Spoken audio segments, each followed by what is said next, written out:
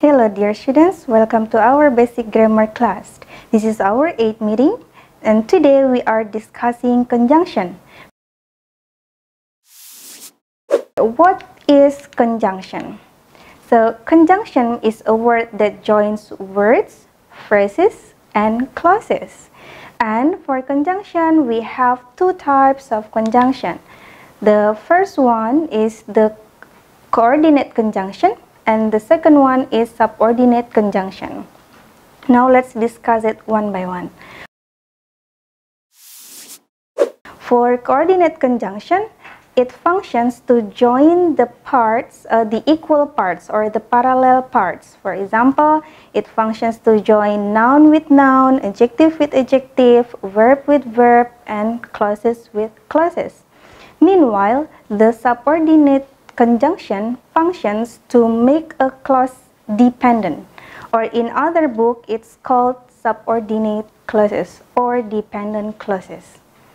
Okay, for the coordinate conjunction, we can easily memorize the conjunctions with the abbreviations like fanboys. Okay, F stands for A for N for nor, B for but, O for or, Y for yet, and the last one S for so.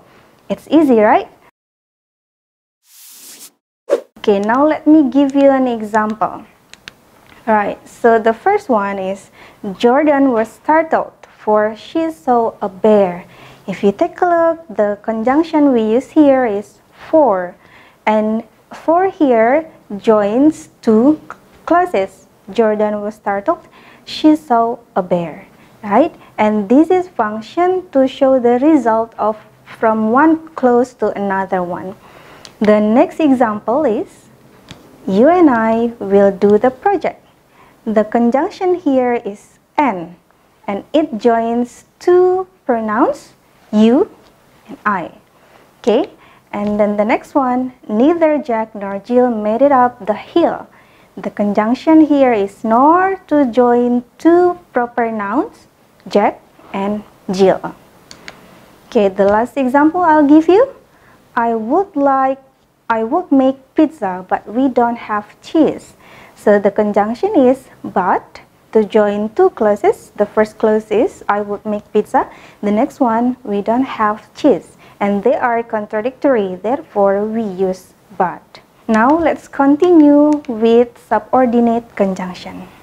Okay, for subordinate conjunction, as mentioned earlier, it makes a sentence incomplete. So it makes the sentence dependent. Therefore, the clause attached by this subordinate conjunction is called dependent clause or subordinate clause. Characteristic of this dependent clause is always started with subordinate conjunctions. I'm sure that you've been familiar with these conjunctions, or maybe you call it connectors, but maybe you just do not know the name. These are some lists of common subordinate conjunctions. There are the time signal, and then the cause and effect, right? And the contradictory also. For example, like after, before, as long as, although, even though, until, and etc. You can take a look the list here. And also you can check from our textbook. Okay, now let me give you an example, right? Georgia needed butter to make cookies. This one is a complete thought of a sentence, right? So we have the subject, we have the verb. What about if we put the subordinate conjunctions? Because Georgia needed butter to make cookies.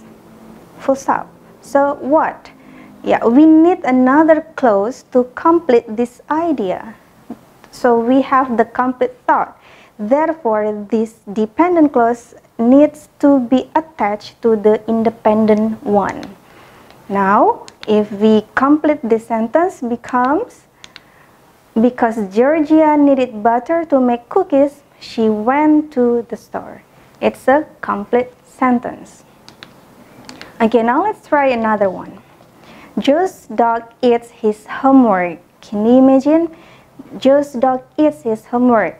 Okay, now let's try it another way. If we put the subordinate conjunctions if, right, in conditional subordinate conjunction, if Joe's dog eats his homework, so what, right? We need to attach it to another independent clause. So to make it complete, we can make this sentence into this.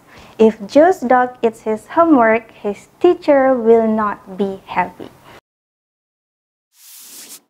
If you have got any questions about this, you can send your questions through forum and then I'll be happily answer your questions.